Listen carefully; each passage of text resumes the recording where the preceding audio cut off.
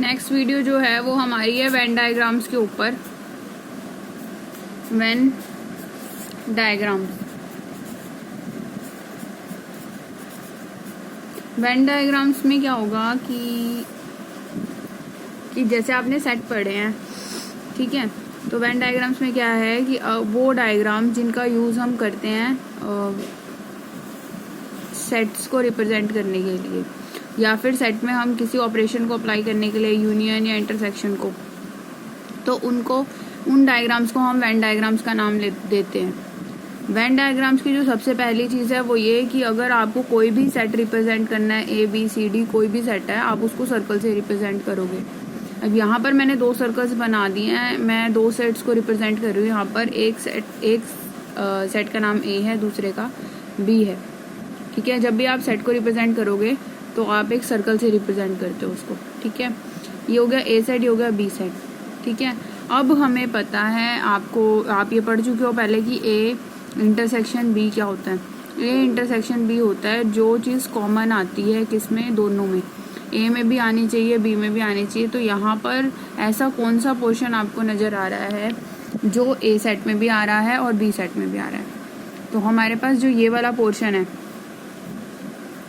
ये वाला पोर्शन, ये जो पोर्शन है वो हमारा A सेट के अंदर भी आ रहा है और B सेट के अंदर भी आ रहा है, क्योंकि यहाँ से ये A सेट के अंदर आ रहा था और यहाँ से ये B सेट के अंदर आता है। तो ये वाला जो पोर्शन है वो कॉमन पोर्शन था, तो इस पोर्शन को हम रिप्रेजेंट करते हैं A इंटरसेक्शन B। इसको इतना डार्क नहीं कर देना, ये मैंने सिर्फ समझाने के लिए किया है, इतना डार्क करने की जरूरत नहीं, आप सिंपल शेड कर सकते हैं, ठीक है। अब एक चीज़ है, अब ये हमारे पास हमने यूनियन इंटरसेक्शन पढ़ लिया। अगर हम यूनियन पे आए तो यूनियन में हम क्या कहते थे, यूनियन में वैसे तो हम उसी में भी रिप्रेजेंट कर सकते थे, बट चलो, A ये सेट था, B ये सेट था, अब हमने A यूनियन B बनानी है। A यूनियन B में हम बोलते थे कि सारे के सारे एलिमेंट्स आ जाते हैं, अगर कोई रिपीटेड होता है तो वो 1 टाइम आता है, यही बोलते थे। A यूनियन B मतलब है A और B आपने पूरा पोर्शन लेना है। तो ये जो हमारा जितना भी पोर्शन है सारा, ये सारा A यूनियन B है, ठीक है। ये जो आपका पूरा पोर्शन यहाँ से यहाँ तक का बना है, ये पोर्शन है आपका, इसके अंदर जितना भी पोर्शन आपका बन रहा है, ये इसके अंदर का सारा पोर्शन आपका जो है वो क्या है, A यूनियन B। तो ये हमारे पास पूरा का पूरा पोर्शन जितना हमने शेड किया वो सारा क्या है, A यूनियन B, ठीक है। अब सपोज एक हमारे पास जब हम यूनिवर्सल सेट की बात करते हैं, यूनिवर्सल सेट को हम रिप्रेजेंट करते हैं रेक्टेंगल से, ठीक है। इसके यहाँ पर U लिख देते हैं, यूनिवर्सल सेट। अब हमने इसके अंदर एक सेट बनाया, सपोज A सेट बनाया, इसके अंदर मैं क्या करना चाहती हूँ, मुझे चाहिए A कॉम्प्लीमेंट। A कॉम्प्लीमेंट को आप A डैश से या फिर A के ऊपर बार से, इससे भी रिप्रेजेंट कर सकते हो, दोनों में से कोई भी चीज़ ले सकते हो, इससे भी रिप्रेजेंट कर सकते हो, इससे भी। ये होगा हमारे पास A का कॉम्प्लीमेंट, A कॉम्प्लीमेंट, ठीक है। तो अब हमारे पास A कॉम्प्लीमेंट एक्चुअल में होता क्या है, हमारे पास A कॉम्प्लीमेंट होता है U माइनस A। इसका मतलब होता है कि आपने U में से A को हटा देना है, A के एलिमेंट्स हटा देने हैं। अब सपोज करो कि हमारे पास एक पेज होता, U जो है एक सेट जो हमने बनाया हुआ रेक्टेंगल, ये सपोज करो आपके पास एक पेज होता और हमने A को हटाना है, तो हम क्या कर सकते थे, हम इसकी कट कर सकते, पेज में से हम इतने पोर्शन को कट करके बाहर निकाल देते, तो जो बचता वो कितना क्या क्या बचता, ये देखो, ये बचता, ये वाला पोर्शन बचता हमारे पास, ठीक है। तो जो पोर्शन हमारे पास बचा है इसको बोलते हैं A कॉम्प्लीमेंट। समझ आ गई बात। ऐसे ही हम B कॉम्प्लीमेंट भी निकाल सकते हैं, अगर B सेट यहाँ पर लिखेंगे हम तो वो U में से उसको हटा देंगे, तो जो बचेगा वो B कॉम्प्लीमेंट होगा, ठीक है। अब अगर हम यहाँ पर देखें इसको ध्यान से, तो एक बात हमें यहाँ से समझ आ जाएगी कि A यूनियन A कॉम्प्लीमेंट क्या बनता है। A कौन सा पोर्शन है, ये जो अंदर वाला, इसको मैं डॉट से डॉट डाल देती हूँ इस पर। डॉट सिर्फ मैं इसलिए डाल रही हूँ कि डिफरेंट पता करने के लिए कि ये चीज़ अलग है और शेड वाला रीजन अलग है। जो शेड वाला रीजन है वो हमारे पास A कॉम्प्लीमेंट था और ये डॉट वाला रीजन हमारे पास A है। हमने यूनियन करनी है। यूनियन का मतलब क्या है, इन दोनों को इकट्ठा कर देना है। अगर हमने इन दोनों को इकट्ठा साथ में ले लिया तो हमारे पास टोटल एक बड़ा ये रेक्टेंगल वाला सेट आ जाएगा। और रेक्टेंगल वाला सेट क्या है, यूनिवर्सल सेट। तो यानी कि ये जो हमारे पास बनता है वो बनता है हमारे पास यूनिवर्सल सेट। ये यूनिवर्सल सेट बनता है यू, कई बार यूनिवर्सल सेट को यू से रिप्रेजेंट किया हुआ होता है, कई बार कैपिटल एक्स से रिप्रेजेंट किया होता है। तो वो डिपेंड करता है कि क्या आपकी बुक्स में दिया हुआ है। ठीक है, तो मेन आपको समझने की बात है कि यूनिवर्सल सेट जो है वो सबसे बड़ा सेट होगा और उसके अंदर से हमने छोटे सेट्स ले रखे होंगे। समझ आ गई बात। नेक्स्ट है आपके पास कि अगर आपको ये है ए सबसेट ऑफ बी दिया हुआ है, ठीक है, ए जो है वो बी का सबसेट है, यानी कि हम इसको ऐसे बोल सकते हैं A is contained in B. A is contained in B का मतलब क्या है कि आप बी एक सेट बना रहे हो, उसके अंदर ए जो है वो कंटेन्ड है, तो ए जो है वो उसके अंदर बनेगा। ठीक है, अब इसको ध्यान से समझने की क्या बात है कि आपके पास इस तरह के वो, अगर हम बी, ए और बी की इंटरसेक्शन लें, अगर हम ए इंटरसेक्शन बी लें तो ए इंटरसेक्शन बी में क्या होना चाहिए कि दोनों का कॉमन रीजन आना चाहिए। बी में और ए में कॉमन कौन सा आ रहा है, सिर्फ ये वाला पोर्शन कॉमन आ रहा है, क्योंकि अगर हम इधर से कुछ भी लेंगे तो वो ए में नहीं आ रहा, ए तो सिर्फ यही सेट है, हमें तो दोनों का कॉमन लेना है। तो ये वाला जो रीजन है वो ए में तो आ ही रहा है, बी के अंदर भी आ रहा है। समझ आ गई बात। तो हमारे पास इतना पोर्शन जो है वो क्या आ जाएगा इनकी इंटरसेक्शन में, और इतना पोर्शन है क्या, इतना पोर्शन ए सेट है। तो जब भी आप एक सेट जो है दूसरे में कंटेंट होता है तो उन दोनों की इंटरसेक्शन जो है वो छोटे वाला सेट होता है और उन दोनों की यूनियन जो है वो बड़े वाला सेट होता है। यहाँ पर अगर हम ए यूनियन बी करेंगे तो वो हमारे पास बी आएगा। क्यों आएगा बी, उसको भी ध्यान से देख लो कि हमने बी में क्या लेना होता है, हमने बी में सारी की सारी, हमने यूनियन में क्या लेना होता है, पूरी की पूरी टर्म लेनी होती है कि दोनों का जो टोटल है वो कितना आ रहा है। दोनों का टोटल सिर्फ यही आ रहा है हमारे पास कि सारे के सारे एलिमेंट्स ले लेने होते, यही करते थे ना। अब अगर हम इसको एग्जांपल से देख के समझाएं तो सपोज ए हमारे पास, ए के अंदर मेरे पास 1 और 2 एलिमेंट्स हैं, ठीक है, और बी सेट के अंदर मेरे पास है 1 2 3 4, ठीक है। तो जब हम, ये मेरे पास बी सेट था और ये मेरे पास ए सेट है, ए सेट के अंदर मेरे पास 1 और 2 है और 3 और 4 यहाँ है। अब बी जो है, बी के अंदर 1 और 2 भी है, 3 और 4 भी है। बी तो ये बड़ा वाला सेट है, बी के अंदर 1 2 भी पड़ा हुआ है और 3 4 भी पड़ा हुआ है, ठीक है। तो अब हम क्या करेंगे, अगर हम यूनियन लेते तो हमारे पास क्या आ जाता, 1 2 3 4 टोटल आ जाता। तो आता क्या, आता तो B he.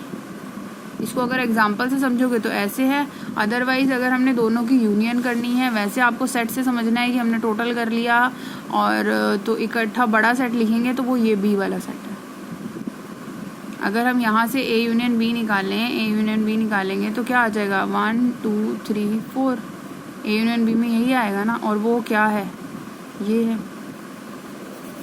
A union B में। चलो लिख ही लेते हैं, क्या आएगा 1 2, ये तो दोनों में कॉमन ही आ रहा था। अब जो कॉमन नहीं आ रहा वो भी लिखना पड़ता है, और ये था क्या हमारे पास, ये था बी, तो आ गया ना यही चीज़, ठीक है। तो ये ध्यान रखना है कि जब भी हमारे पास एक सेट दूसरे सेट में कंटेन्ड है तो उसकी इंटरसेक्शन छोटा सेट होगा और यूनियन जो है उन दोनों में से बड़ा वाला सेट होगा। अब आ जाते हैं हम उस पर, अब आ जाते हैं हम ए यूनियन बी, इसके कॉम्प्लीमेंट पे। इसका कॉम्प्लीमेंट क्या होगा कि जब हमारे पास, जब भी हम कॉम्प्लीमेंट में आना है तो हमें यूनिवर्सल सेट दे रखा होगा। ये यूनिवर्सल सेट है, इसके अंदर हमारे पास 2 सेट थे, ए और बी, ए और बी। अब हमें पता है इनकी यूनियन कौन सी है, इनकी यूनियन ये टोटल सारा सेट है। ये जितना भी अंदर का पोर्शन आ रहा है, हमने ऊपर अभी पढ़ा है कि सारा ये यूनियन में आ जाता है, सारा ये सारी यूनियन है। हमने क्या करना है, उसको कॉम्प्लीमेंट निकालना है। तो कॉम्प्लीमेंट का क्या मतलब होता है कि आप यूनिवर्सल सेट में से इतना पोर्शन हटा दोगे। क्या एक तरीके से क्या है कि हम इस, मान लो इतना सा पेज है तो इसमें से हम इतना पोर्शन कट करके अलग निकालेंगे तो कॉम्प्लीमेंट बचेगा हमारे पास। कॉम्प्लीमेंट का मतलब होता है जो इसमें ना हो, इसमें क्या नहीं है, ए यूनियन बी में क्या नहीं है, ए यूनियन बी में ये सारा है, क्या नहीं है, जो नहीं है वो ये है बाहर वाला पोर्शन। तो मैं इसको शेड कर रही हूँ, ये जो हमारा बाहर वाला पोर्शन है ये हमारे पास नहीं है, तो ये जो बाहर वाला पोर्शन है तो इसको हम बोलेंगे ए यूनियन बी का कॉम्प्लीमेंट। समझ आ गई बात। ऐसे ही एक बारी हम, अगर ये ए सेट है, ये बी सेट है, तो ये क्या होता है, ये वाला पोर्शन, ये हमारे पास होता है क्या, ए इंटरसेक्शन बी, अभी हमने पढ़ा, ठीक है।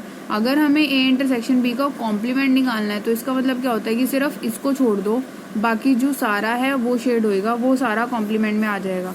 तो यानी कि हमने सिर्फ इसको छोड़ना है डॉट वाले को, और बाकी जो सारा है वो हमारे पास आ जाएगा कॉम्प्लीमेंट में। तो ये जो हमारे पास सारा शेड वाला रीजन बचा है ये हमारे पास है ए यूनियन बी होल का यूनियन का नहीं, सॉरी, ये हमारे पास है ए इंटरसेक्शन बी पूरे का कॉम्प्लीमेंट। ठीक है, तो करना वही है, हमेशा यूनिवर्सल सेट में से ही हम इन सबको इसको निकाल सकते हैं।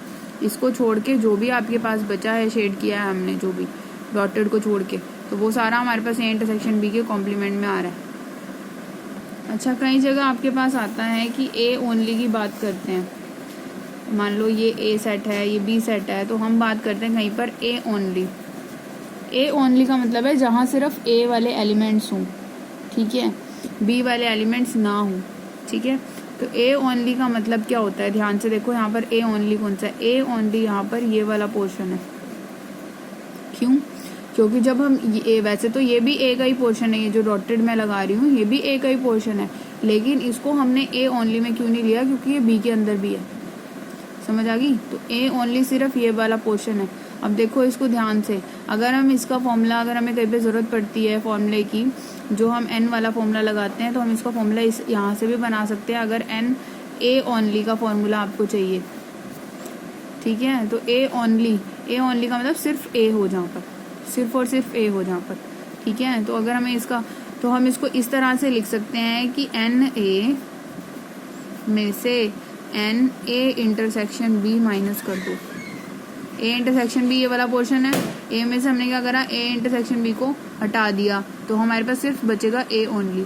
सिमिलरली हम बी ओनली भी निकाल सकते हैं, वो कैसे निकालेंगे कि n B minus n A intersection B. ठीक है, अब अगर हम 3 सेट्स की बात करें, 1 2 3, ठीक है, एक सेट हमारे पास ये हो गया ए, ये हो गया हमारे पास बी, ये हो गया हमारे पास सी। ठीक है, अब अगर हमें इन 3 सेट्स की बात करनी है, वेन डायग्राम बना रहे हैं, अब ध्यान से अगर हम देखें तो ये जो ये वाला पोर्शन है, ये वाला पोर्शन, ये सेंटर वाला पोर्शन है, ये, चलो इसको डार्क ही कर देते हैं, ये वाला जो पोर्शन था हमारे पास, ये वाला पोर्शन ए सेट के अंदर भी आ रहा है, बी सेट के अंदर भी आ रहा है, और सी सेट के अंदर भी आ रहा है। तो ये जो पोर्शन हमारे पास बनता है, ये है हमारे पास A intersection B intersection C. ठीक है, अब आ जाओ, अब एक बारी अगर हम ध्यान से समझें, तो अगर 2 सेट्स की इंटरसेक्शन होती है, अगर 2 सेट्स की इंटरसेक्शन होती है, जैसे ये वाला और ये वाला पोर्शन है, ये पूरा पोर्शन जो है वो बी इंटरसेक्शन सी था, ये जो पूरा पोर्शन है ये हमारे पास बी इंटरसेक्शन सी था पूरा। ठीक है, तो अब हमारे पास दोनों, पूरा पोर्शन बी इंटरसेक्शन सी था, बस इसमें ये चीज़ आ गई। अब यहाँ पर क्या है, ये वाला पोर्शन और ये वाला पोर्शन, ये हमारे पास ए इंटरसेक्शन सी था, और यहाँ पर ये वाला पोर्शन और ये वाला पोर्शन ए इंटरसेक्शन बी था।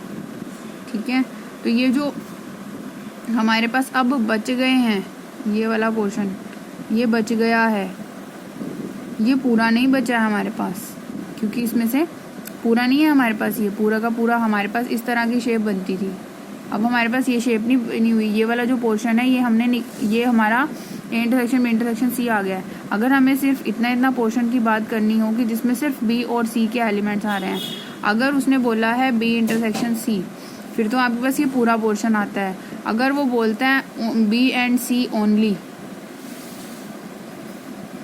ठीक है, तो इसमें से आपको इस इंटरसेक्शन को हटाना पड़ेगा, इसको माइनस करना पड़ेगा। अगर सिर्फ बी और सी की बात करना चाह रहा है वो कह रहा है सिर्फ, मान लो आप कह रहे हैं कि इतने कॉफ़ी पीते हैं, इतने टी पीते हैं, इतने जो है वो कुछ भी नहीं पीते हैं, कुछ भी ऐसा कुछ है ना, कोई तीसरी चीज़ दे रखी है, जूस दे रखा है आपके पास, वो कह रहा है कि बी और सी जो है ये पीने चाहिए, बस ए नहीं ड्रिंक करना चाहिए। ऐसे क्वेश्चन हैं आपके पास, ठीक है, तो उसमें क्या करेंगे हम, इस पोर्शन में से इस पोर्शन को हटा देंगे।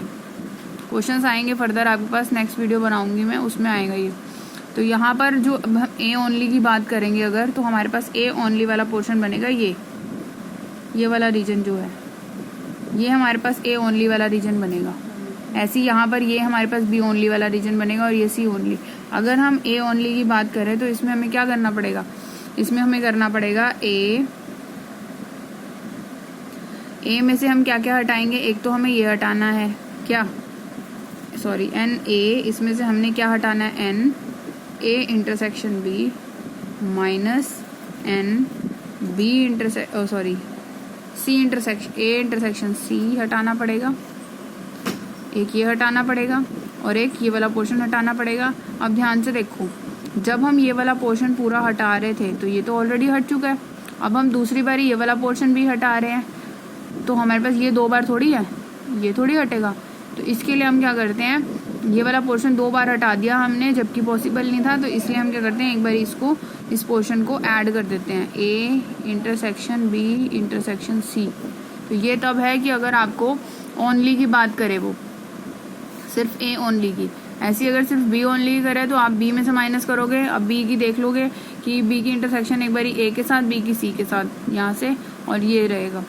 इस तरीके से हम निकाल सकते हैं। तो ये वेन डायग्राम्स का यूज़ है। वेन डायग्राम ढंग से समझो और करो फिर इन क्वेश्चंस को।